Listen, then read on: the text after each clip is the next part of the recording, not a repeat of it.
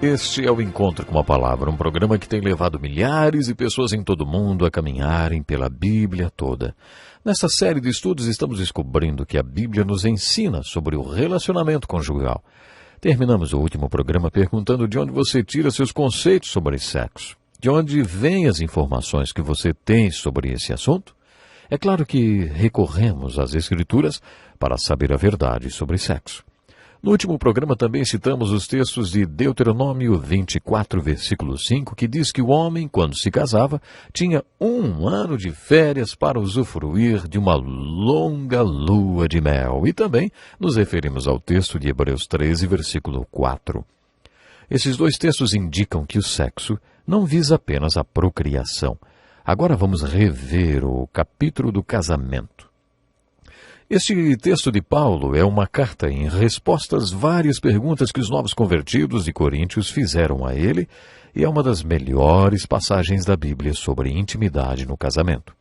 Jesus não abordou muito esse assunto, mas Paulo falou um pouco sobre isso com os coríntios.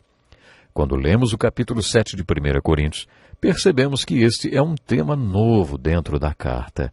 Paulo começa esse capítulo dizendo: quanto aos assuntos sobre os quais vocês me escreveram, daí então ele começa a sanar as dúvidas que aqueles novos crentes tinham. Este capítulo sobre casamento é fascinante. Você tem que lê-lo, mas quando fizer, lembre-se que Paulo está respondendo às perguntas que os coríntios tinham feito. Através de uma leitura cuidadosa das respostas de Paulo, temos condições de imaginar quais foram as perguntas que os coríntios fizeram. Costumamos dizer que o versículo 26 do capítulo do casamento pode acompanhar qualquer outro versículo do capítulo. Nesse versículo, Paulo afirma: por causa dos problemas atuais, penso que é melhor o homem permanecer como está. Quais eram esses problemas a que Paulo se referia? Talvez fosse a perseguição. Nos primeiros 300 anos da história da igreja, os cristãos sofreram ameaça constante de perseguição. Por isso é fácil concluir que, se os homens estavam sendo perseguidos, sendo jogados para os leões, e seria muito mais difícil se fossem casados e tivessem filhos. Você pode até suportar o seu próprio sofrimento, mas o que poderia acontecer aos seus filhos e à sua mulher? E isso seria insuportável. Aquelas pessoas tinham escrito para Paulo no meio desse tipo de problema. Por isso todo o capítulo deve ser lido sob essa perspectiva. Eles fizeram perguntas do tipo: os jovens de hoje devem se casar como costumávamos fazer em situação normal? E Paulo respondeu: não. Ele diz várias vezes nesse capítulo: cada um deve permanecer na condição em que foi chamado. Então eles perguntaram: bom, aqueles jovens que decidirem permanecer solteiros podem ter algum contato físico? E Paulo diz: não.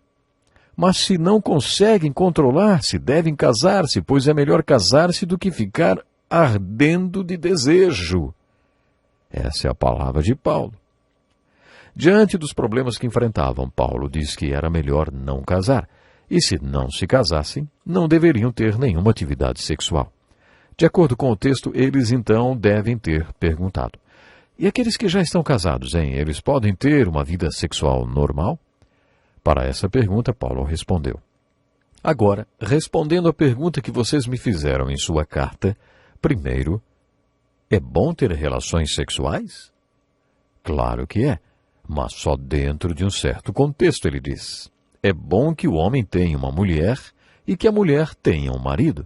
Os impulsos sexuais são fortes, mas o casamento é forte o suficiente para lidar com esses impulsos e proporcionar equilíbrio e satisfação sexual dentro do mundo problemático em que vivemos. O leito matrimonial deve ser um lugar de mutualidade. O marido buscando a satisfação da mulher e a mulher a satisfação do seu marido. O casamento não é um lugar para buscar os seus próprios direitos. O casamento é uma decisão de um servir ao outro, quer na cama ou fora dela. A abstinência sexual é permitida por um certo período, se os dois estiverem de acordo, visando oração e jejum, mas apenas por um período de tempo. Depois devem se unir novamente. Quando menos esperamos, Satanás usa sua astúcia para nos tentar. No entanto, não estou dizendo que essa abstinência é um mandamento. Estou aconselhando e vocês podem seguir ou não o meu conselho. Que conselho incrível de Paulo, não? Esse é um conselho precioso para o casal evangélico. Gosto muito da palavra mutualidade. A palavra-chave na vida sexual de um casal cristão não é o que é certo ou errado. A palavra-chave é mutualidade. O que é mutualidade? Sempre que falamos sobre a intimidade dentro do casamento, com pessoas que estão casadas há muito tempo, surgem muitas dúvidas. Os casais se perguntam se tem alguma coisa errada com eles. Será que existe algo de errado entre nós? Acho que se houver mutualidade, não haverá nada de errado entre o casal. Não haverá nada de errado se houver prazer mútuo. A mutualidade é muito importante. As pessoas fazem perguntas a respeito da frequência, da média, mas a palavra-chave não é frequência nem média. A palavra-chave é mutualidade. Observe que Paulo diz que essa abstinência deve ser com mútuo consentimento. Isso é muito importante. É uma decisão. O casamento é uma decisão e Paulo está falando sobre a área sexual do casamento. Proporcionar prazer ao parceiro é uma decisão, na cama ou fora dela. Você percebe? Aquilo que você aprende na cama também se aplica em todo o seu relacionamento. Infelizmente existem essas ideias românticas e irreais. Muitas vezes as pessoas dizem que se apaixonaram logo de cara. Parece que se trombaram na rua e se apaixonaram. Logo a pessoa começa a sentir os efeitos dessa trombada e quer se livrar dos hematomas. Eu já até perdi a conta de quantos casais atendi que começavam a consulta dizendo: "Eu não o amo mais." Está vendo? As pessoas se desapaixonam do mesmo jeito que se apaixonam. Não existe segurança nem estabilidade. Só que amar não é uma questão de estar ou não apaixonado, é uma questão de decisão. É um compromisso. Você toma a decisão e assume o compromisso de amar alguém. É claro que isso implica em um relacionamento físico também. Por isso envolve mutualidade, decisão e incondicionalidade. Gosto muito desse conceito contido no texto de Paulo, de que o casamento não é um lugar de buscar seus direitos. Devemos nos lembrar que isso se aplica ao casamento. Agora, junte esse capítulo do casamento com o texto de 1 Coríntios 13, versículos de 4 a 7, e aplique as virtudes deste texto ao contexto do casamento.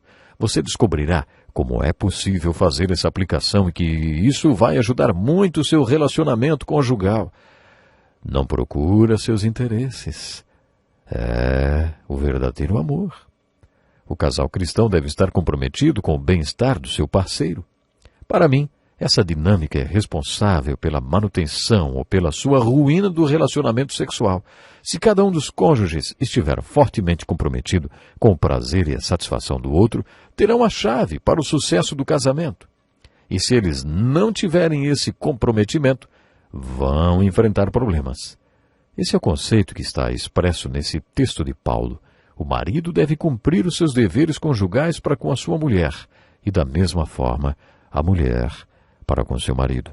Esse conceito é fundamental para que o casamento dê certo. Paulo dá mais um conselho neste trecho de 1 Coríntios, capítulo 7.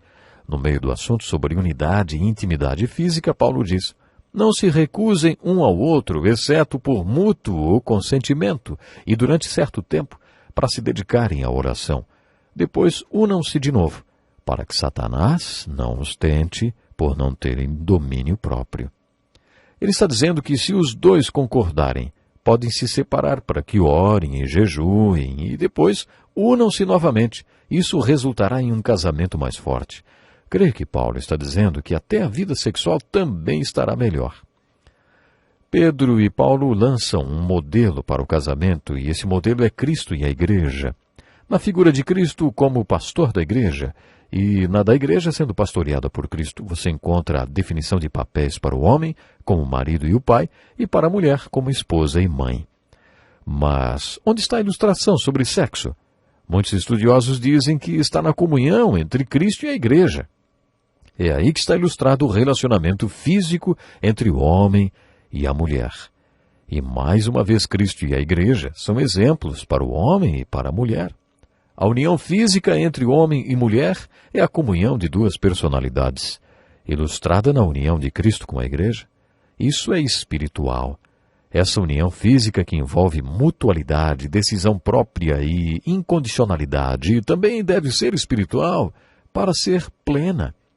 Você pode estar se perguntando, pastor, o que o Senhor quer dizer por elo espiritual?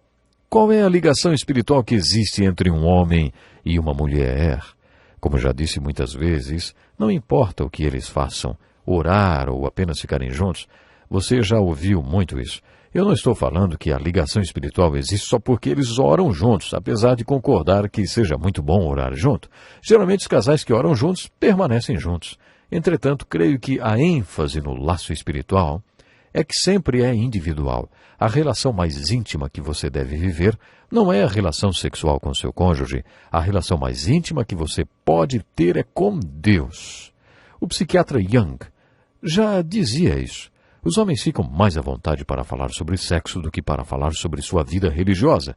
Isso porque consideram a vida espiritual ou religiosa mais íntima do que a sexual.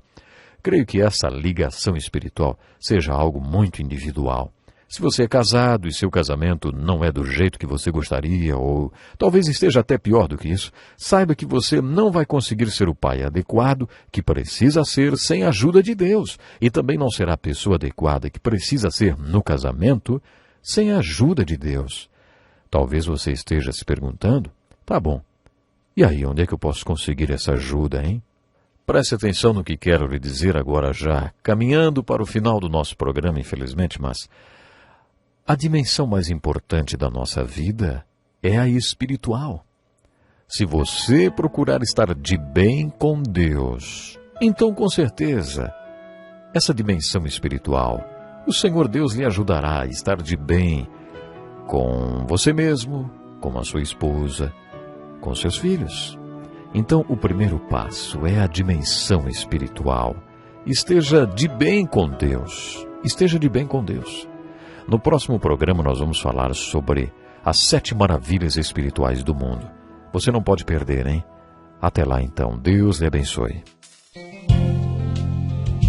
Este é um estudo escrito pelo Dr. Dick Woodward, na voz do pastor Edson Bruno.